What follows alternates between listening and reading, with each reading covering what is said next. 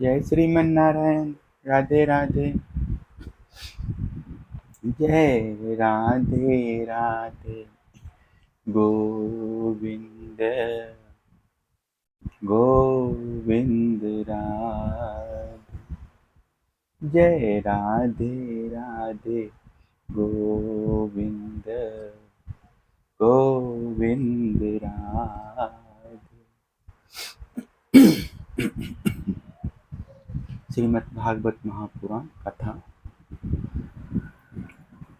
अर्थ वेद की शाखाएं और पुराणों के लक्षण विस्तार पूर्वक कहते हैं।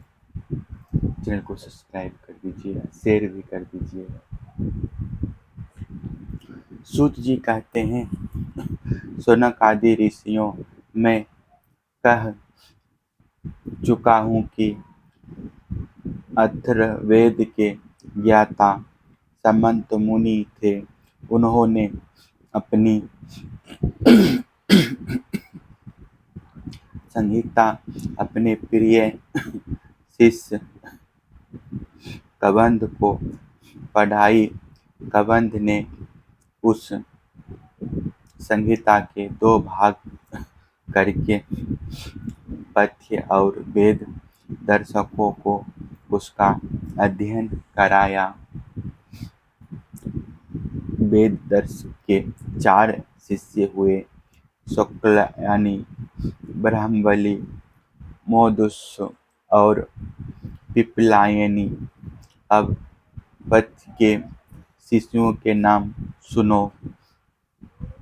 शौनक जी। पथ्य के 3 शिष्य थे, कुमुद, शुनक और अर्थवेता। जलाली, अंगिरा, गोत्रोत्पन्न। शुक के 2 शिष्य थे, बधु और सेंधवायन। उन लोगों ने 2 संहिताओं का अध्ययन किया। अर्थवेद के आचार्य में इनके अतिरिक्त सेंधवायनादि के शिष्य संपर्णी आदि तथा नक्षत्र, कल्प, शांति, कश्यप, अंगिरस आदि कई विद्वान और भी हुए। अब मैं तुम्हें पौराणिक के संबंध में सुनाता हूँ। शौनक जी। पुराणों के 6 आचार्य प्रसिद्ध हैं, प्रियरुनि, कश्यप, सावर्णी, अकुर्तवर्ण, वैशम्पायन और हरित। इन लोगों ने मेरे पिताजी से एक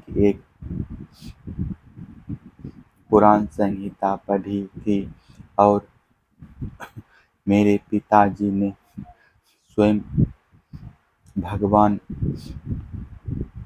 व्यास से उन संहिताओं का अध्ययन किया था।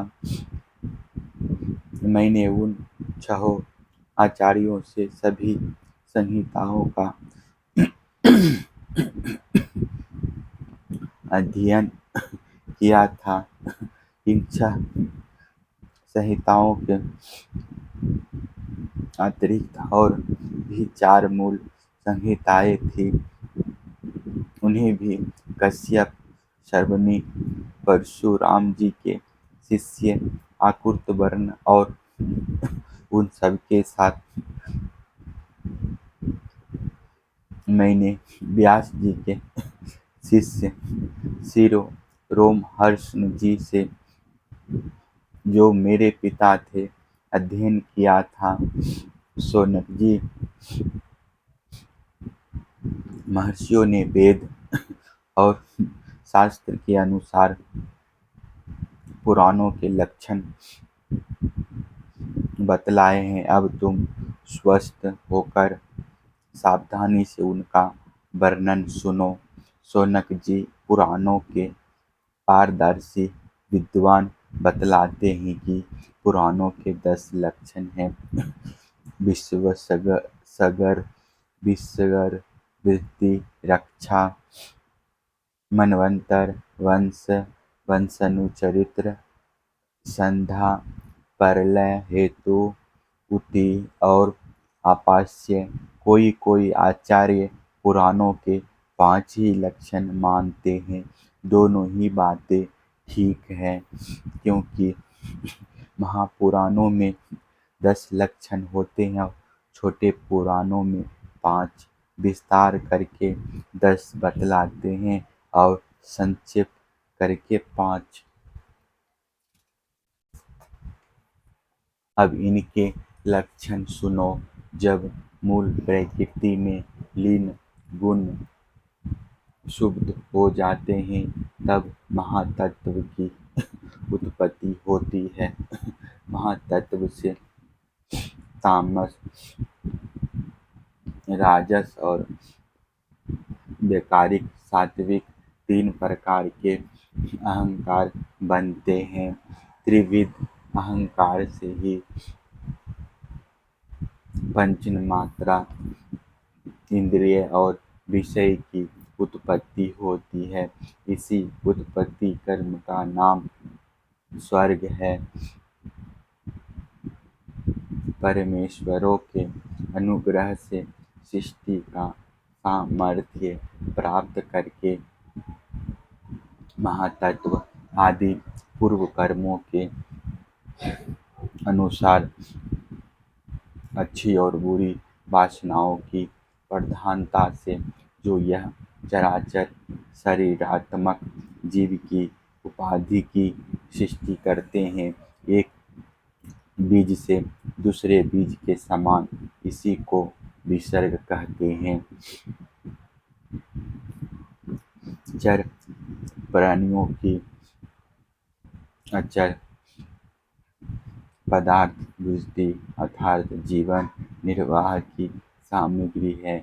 चर प्राणियों के दुग्ध आदि भी इन्हीं में से मनुष्यों ने कुछ तो स्वभाववश कामना के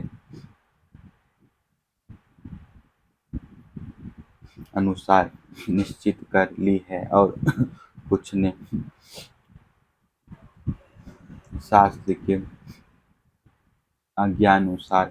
भगवान युग युग में पशु पक्षी मनुष्य ऋषि देवता आदि के रूप में अवतार ग्रहण करके अनेकों लीलाएं करते हैं। इन्हीं अवतारों में वे वेद धर्म के विरोधियों का संहार भी करते हैं। उनकी यह अवतार लीला विश्व की रक्षा के लिए ही होती है, इसलिए उसका नाम रक्षा है। मनु देवता मनुपुत्र इंद्र सप्तर्षि और भगवान के अंशावतार इन्हीं 6 बातों की विशेषताओं से युक्त समय को मनवंतर कहते हैं। ब्रह्मा जी से जितने राजाओं की सृष्टि हुई है, उनकी भूत भविष्य और वर्तमानकालीन संतान परंपरा को वंश कहते हैं।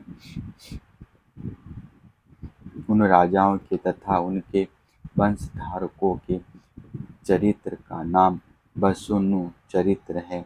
इस विश्वभर का स्वभाव से ही प्रलय हो जाता है।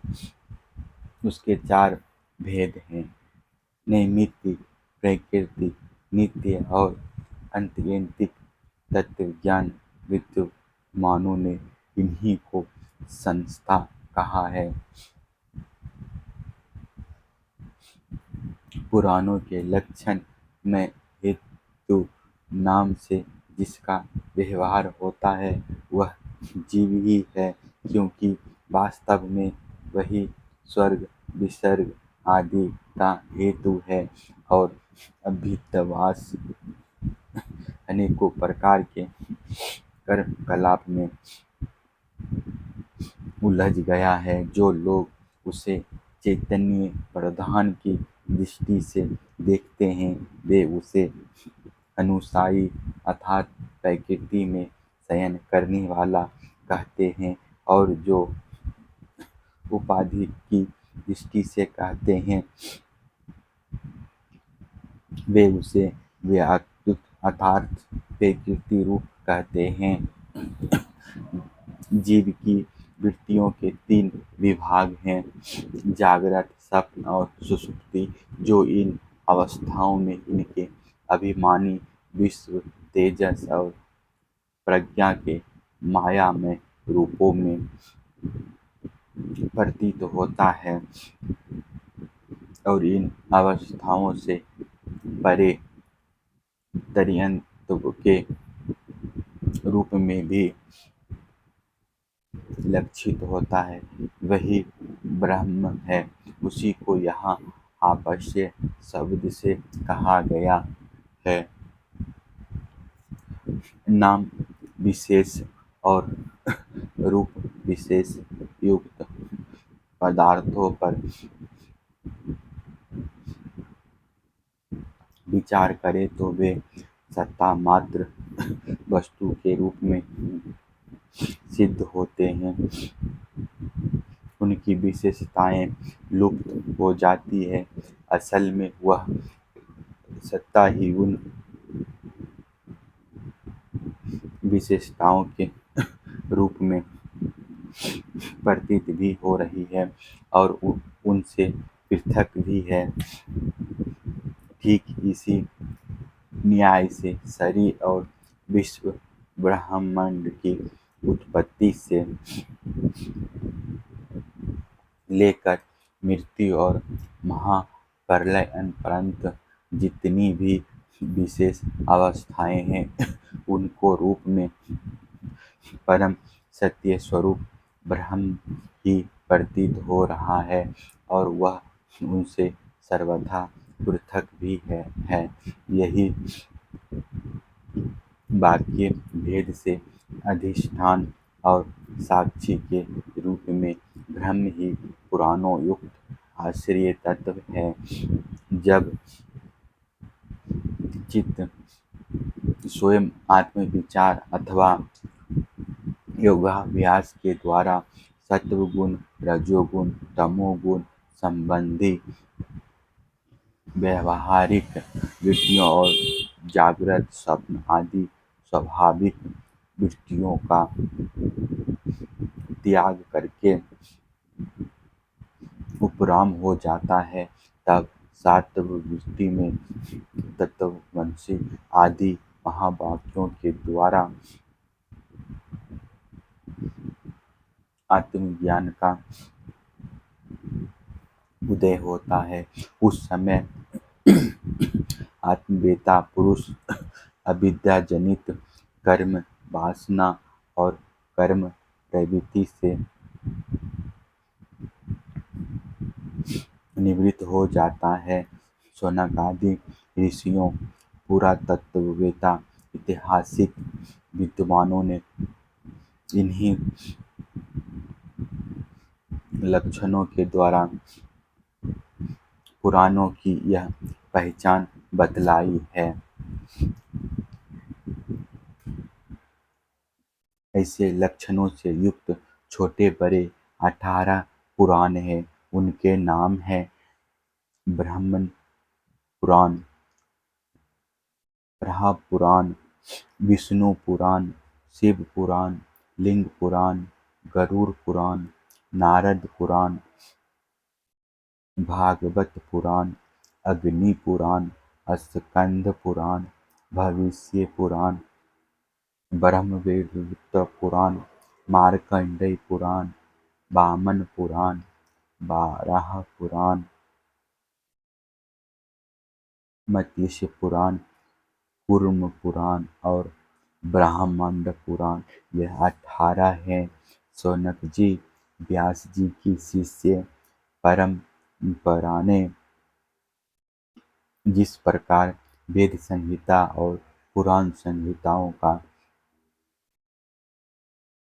अध्ययन, अध्यापन, विभाजन आदि किया, वह मैंने तुम्हें सुना दिया। यह प्रसंग सुनने और पढ़ने वाले के ब्रह्म तेज की अभिवृद्धि करता है। जय श्री नारायण। दूसरा वीडियो में मिलते हैं, कथा लेकर आएंगे।